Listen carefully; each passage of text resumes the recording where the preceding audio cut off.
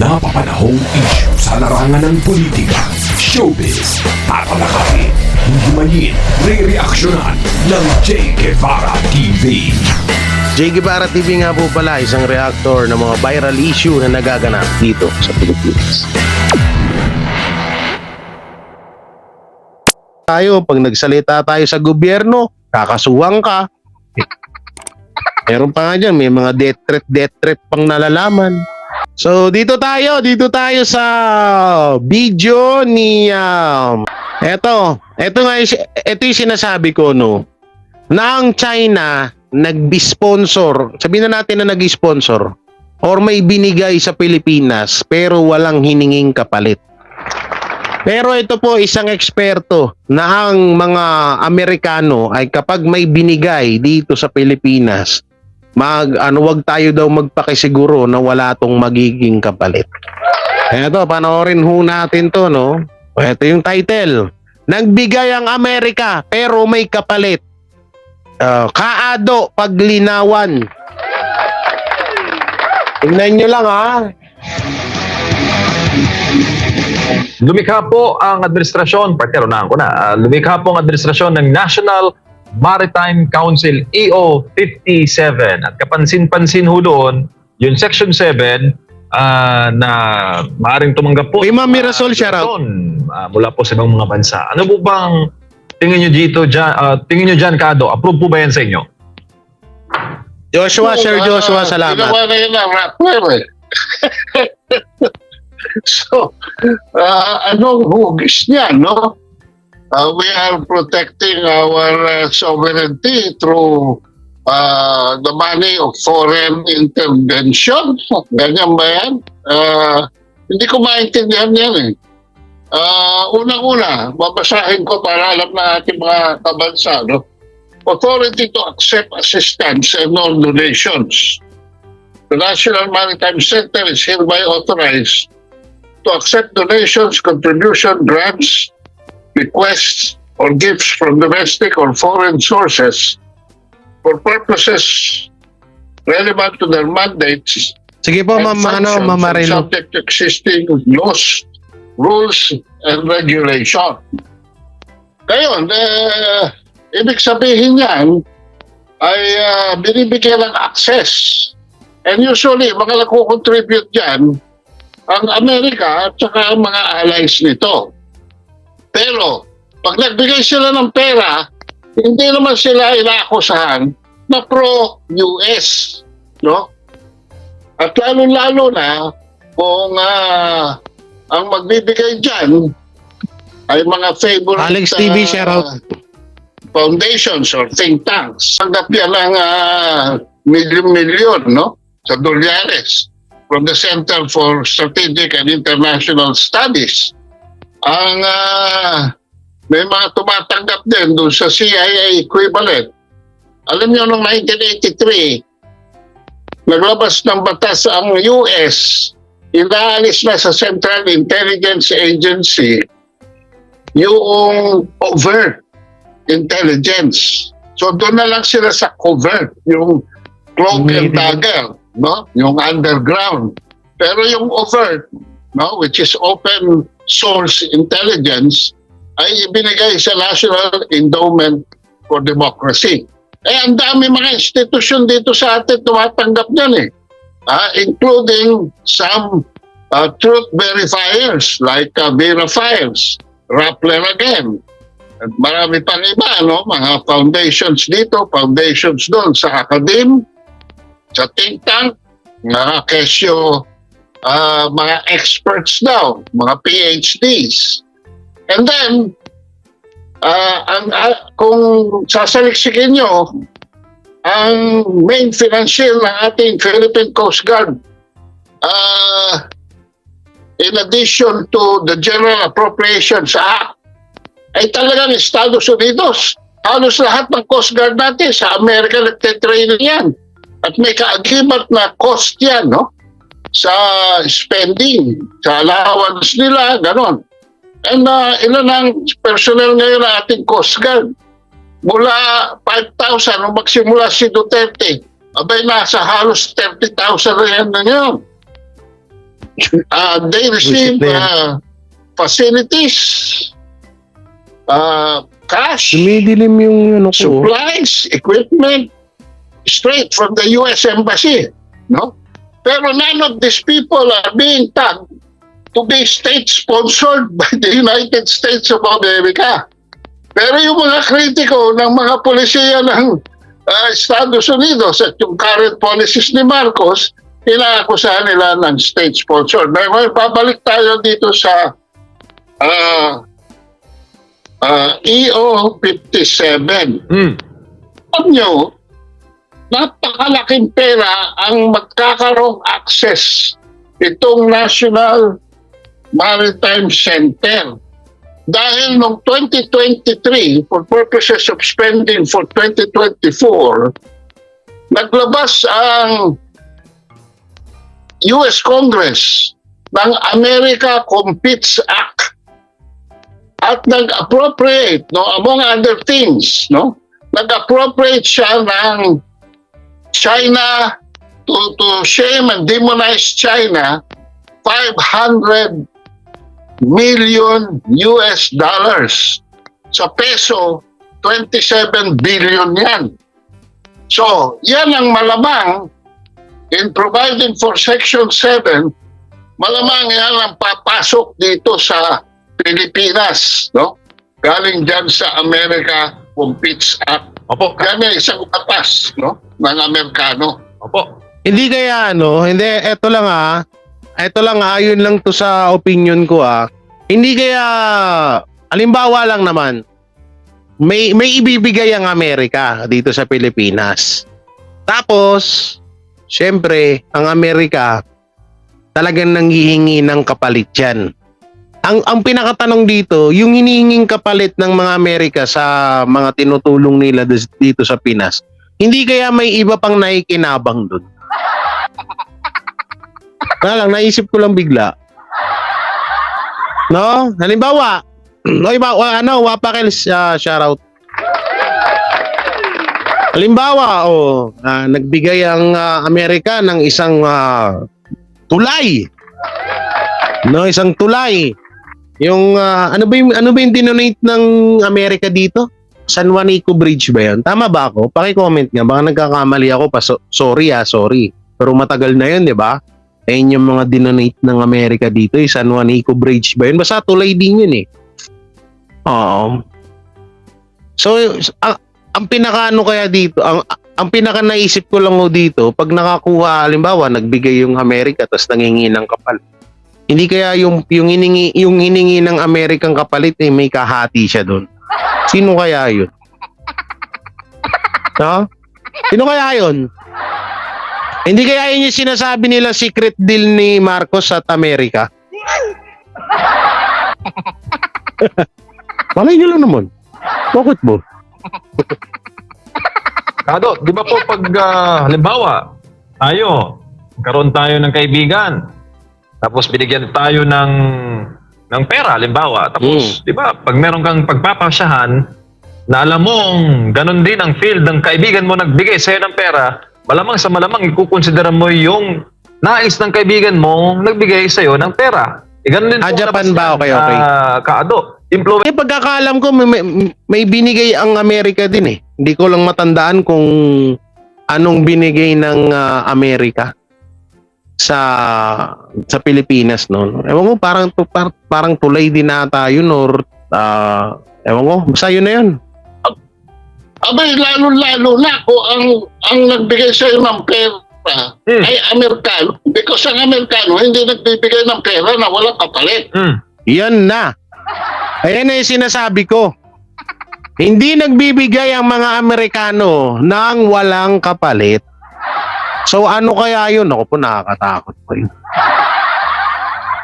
Ayun, Jones Bridge pala. San Juanico Bridge yung nasabi ko.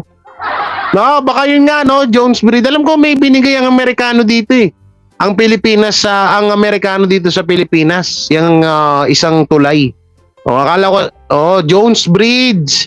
Bridge yan, Yata yun, yun nga. Pero, ano ba yung naging kapalit niyan, yung Jones Bridge niyan? O, dito nyo malalaman yan.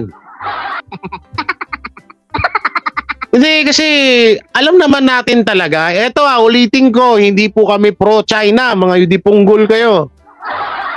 Pero isipin nyo, sa lahat ng binigay ng China ho dito sa Pilipinas, wala po silang hininging kapalit. Pero pansinin nyo po yung mga Amerikano, pag nagbibigay po yan dito sa Pilipinas, halimbawa nagbigay ng pera yan or ano, or anything, ika ni Manning Janet, etc.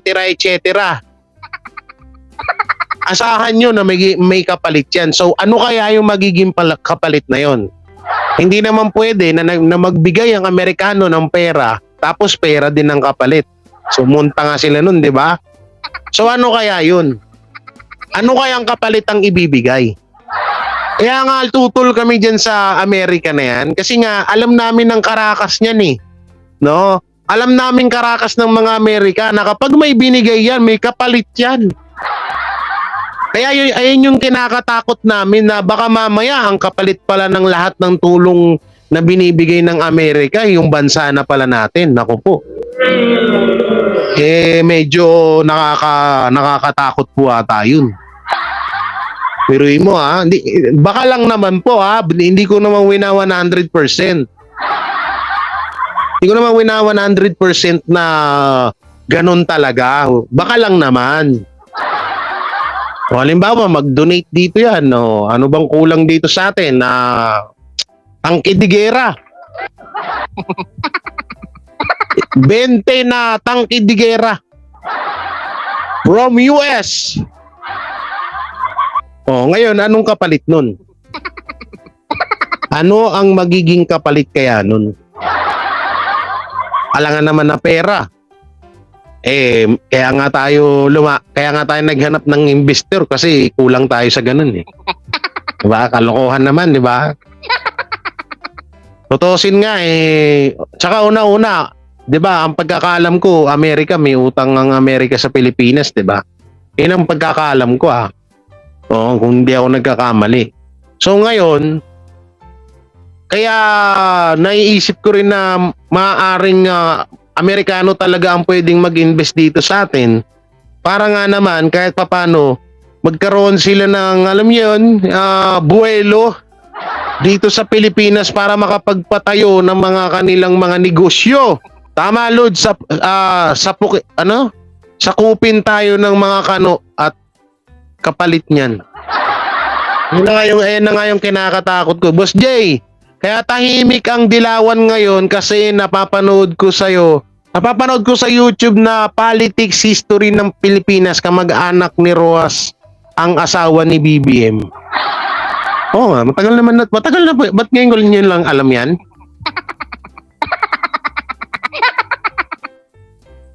Si Lisa Marcos ang kapalit, idol.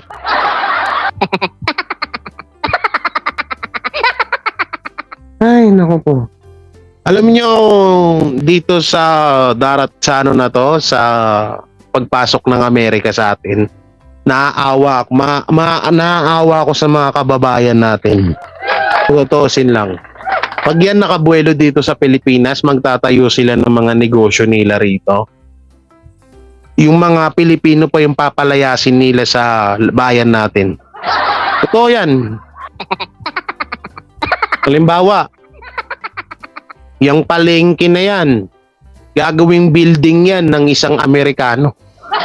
So yung mga tindera doon, puro Pilipino yun, di ba? So maaaring kayang-kaya na nilang gawin yan kasi malaki ang utang na loob ng Pilipinas sa Amerika. Nako. Yan ang mahirap dito sa Pilipinas no? May mga countries na nagbibigay ng pera, walang kapalit. Pag sinabing grant, katulad ng China, nagbigay ng 2 tulay, pangatlo sa Davao, may hiningi ba kapalit? Wala. Pero ang Amerikano, 1920 pa yung bridge na dinonate nila, yung Jones Bridge. Yung Jones Bridge pala yun. At tanda na yan. Abay, hanggang ngayon, hindi pa lang hingi ng pabor. And hindi lamang sa pera may depekto itong executive order na ito. If this is the intention of President Jun Makoy as his countermeasure, ano nito, this is a paper tiger, this is just added bureaucracy. No? Itong pag-reforma niya nitong matandang National Coast Watch System ay hindi, it does not really solve anything. This is just a recommendatory council for the president. Kaya nga yung ibang mga Pilipino hindi nila alam na yung China, ang dami na hong naitulong dito sa bansa natin. Tapos, yung China pa yung nagmumukhang masama. Samantalang yung Amerika, yung Jones Bridge nga lang yung naitulungan, napakatagal na nun. Pero hanggang ngayon, nanghihingi pa rin ng kapalit. Tapos yung China naman, baka sabihin nyo, bakit yung China? Kasi ang kapalit ng binigay nila West Philippine Sea. Ayun yung secret deal. Kabobohan nyo lang yun. Walang ganon. Dahil hindi pa panahon ni Tatay Digong, talagang inaagaw na nila yan. Mga bobo. Minsan gamit-gamit kayo ng utak nyo, ha? Kasi mamaya kapag napanood nila tong video natin, sabihin na naman nila, bakit anong hindi nanginging kapalit ng China? Bakit inaagaw ng China West Philippine Sea? Ngayon na naman yun. Kaya nga ako, alam nyo, napaka-tutol ako dito sa Amerika. Kasi alam ko ang history ng alam ko ugali ng Amerika. Diba na, pag hingihan ka ng kapalit yan, so anong magiging kapalit? Kung halimbawa pera ang binigay ng Amerikano, anong kapalit? Yung bansa natin. Kaya diyan kayo dapat matakot. Itong mga hype na to, yung mga anti-Duterte, ang tuwa pa. Hindi nyo alam na mawawalan na kayo ng bansa. Dapat, ginawa na lang niya, diniretso na niya sa National Maritime Center, which could be an institute, kagaya ng Congressional Research Survey sa Amerika. Alam niyo ba, ang think tank ng Congress ng Amerika ay hindi panlabas? Panloob. Meron silang sariling think tank sa loob, yung Congressional Research Survey. Dapat yun ang gawin natin. Kasi ang problema natin dito sa South China Sea ay kabubuhan, kakulangan ng kaalaman, o di kaya ay nandyan na, nakasulat na, ay maling interpretasyon, ay kabubuhan, kakulangan ng kaalaman, o di kaya ay nandyan na, nakasulat na, ay maling interpretasyon. No? So masusing pag-aaral ang kailangan dito para sa tenga ng chief architect ng ating foreign policy, who is the president. Totoo naman yung sinabi dito ni Kaado no? Ang pinapairal ng mga tao ngayon ay kabubuhan.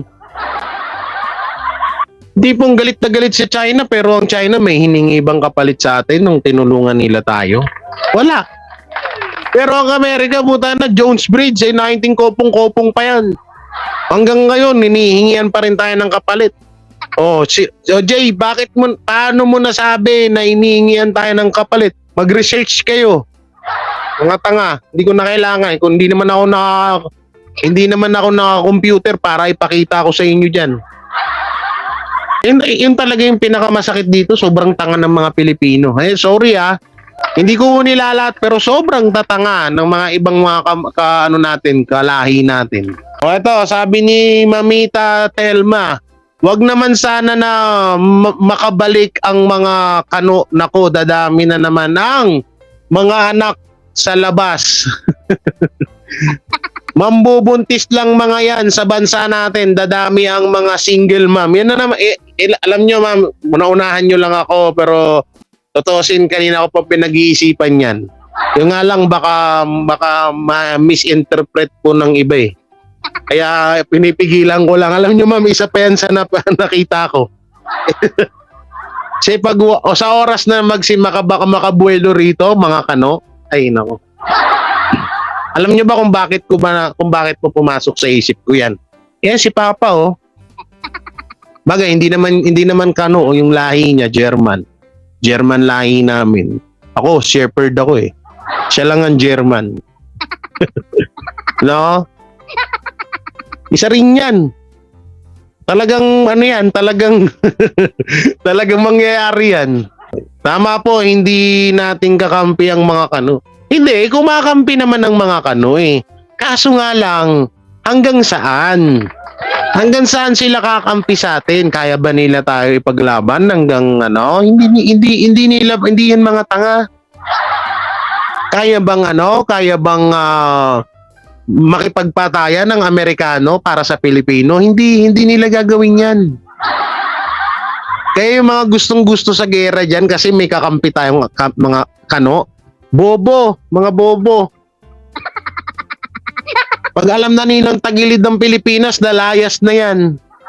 Parang bago kayo ng bago ah. Iniwan nila sa ere ang Afghanistan. Yung Afghanistan. Nung napapakiramdaman na nila na medyo tagilid, binitawan nila. Oh, sa Afghanistan nagawa nila yan, sa Pilipinas pa kaya? Mag-isip-isip kayo ha. Ang katangahan minsan na nagagamit din yan paminsan-minsan, wag araw-arawin. Ako hindi rin ako perpekto, nagiging tanga din ako.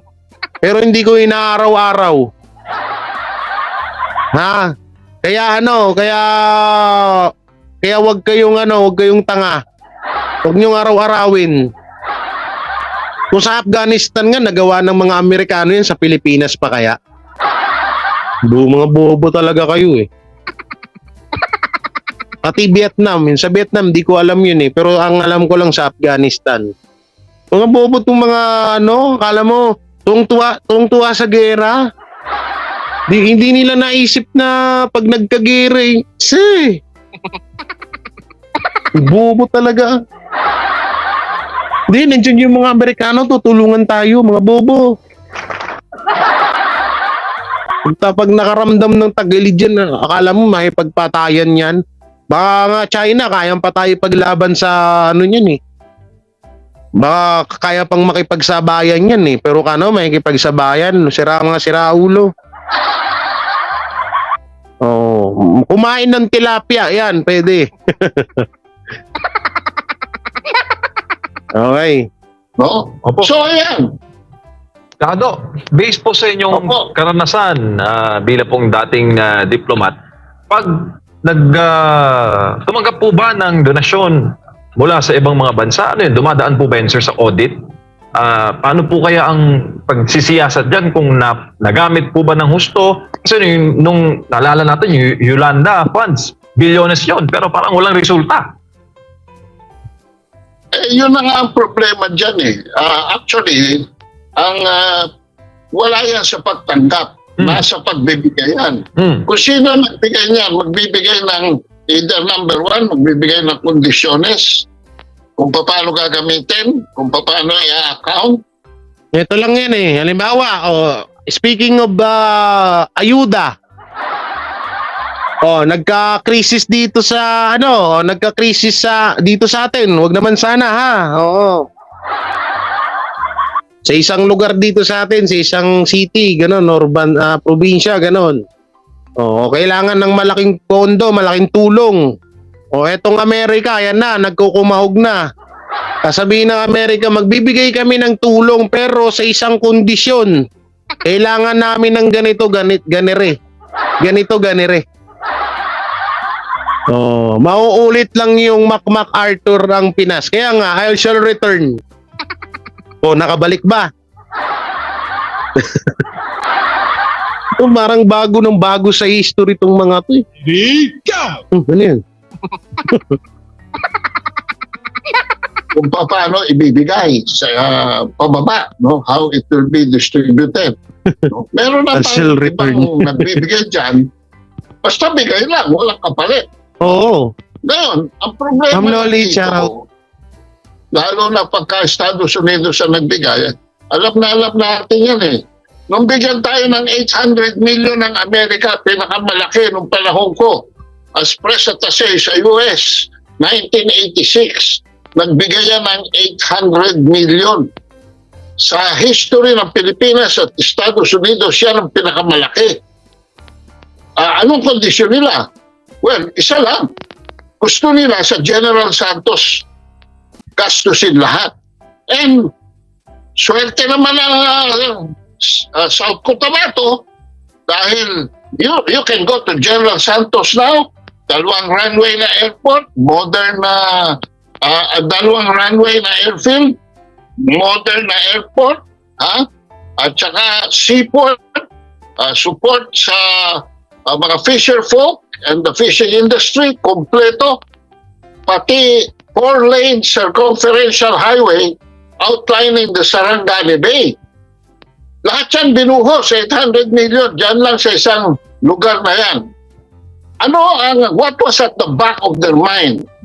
At that time, in na-release yung pera 1989, na maalis man sila sa Subic dahil ang Senado natin noon ay mainit sa kanila. Gagawa sila ng panahon ni panahon na ni Marcos Santos magkaroon ng military base. Unfortunately, ay dahil sa string of events, hindi nangyari yon. Dahil nga nagkaroon ng pagputok ang Mount Pinatubo, hindi naman nila inaasahan na madali silang lilikas sa Pilipinas at nabitawan nila yung conditionality na gawing base nila instead ang General Santos. Ngayon, ito ngayon ang problema. Hihingi at hihingi lagi ng kapalit yan. At saka pag galing sa Amerika, pag hindi nila sinabing grant, talagang yan, lalo na pa yung mga gamit sa militar, yan ay part ng tinatawag na foreign military credits na actually ay lend-lease. No? May bayad over a long period of time, but very soft loan, very soft conditions, maliit ang interest. Alam nyo, noong World War II, di ba nasalanta ang...